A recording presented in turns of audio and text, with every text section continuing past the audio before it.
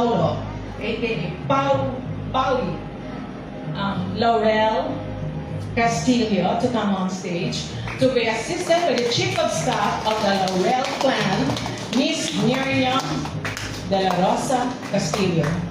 Yay! We have the turnover of unveiling of the Maria Clara painting. Ang layo. Dadalhin ba dito? Kaya? Kaya mo? Mr. Madrigal, can you help or anybody for the Live. Anybody? Egay? Ayan, sige na lang. Naglalib ako eh.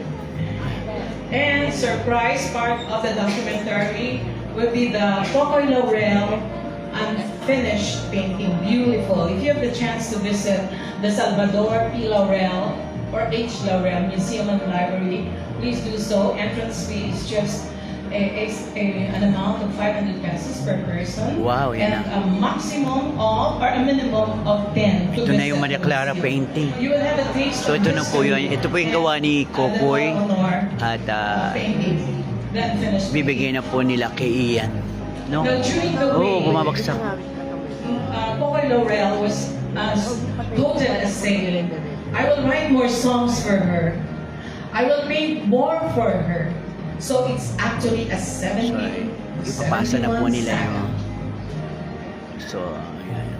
So, ang magpasa ba yung bali... Yung pamangkin po ni Kokoy. Ayan, si Mr. Fawi. Like is also Susan Laurel Castillo. and Gigi Bombao Siya po ang magbibigay. there. Thank you so much. Papasan niya na po yung Maria Clara painting ni Ate guys. No? Wala bang music? Ladies and gentlemen, the turnover of the Maria Clara painting from the Laurel family to the De Leon family. 5, 4, 3, 2, 1. 1. Yan na. Wow! Beautiful. Prices.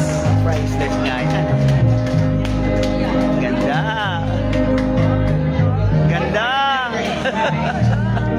Naiyak ako. The Maria Clara painting was placed at the Laurel Mansion Yes. in Laguna, Yes. and it shows how the Laurel family deeply loved and honored the superstar. Yes. Thank you so much.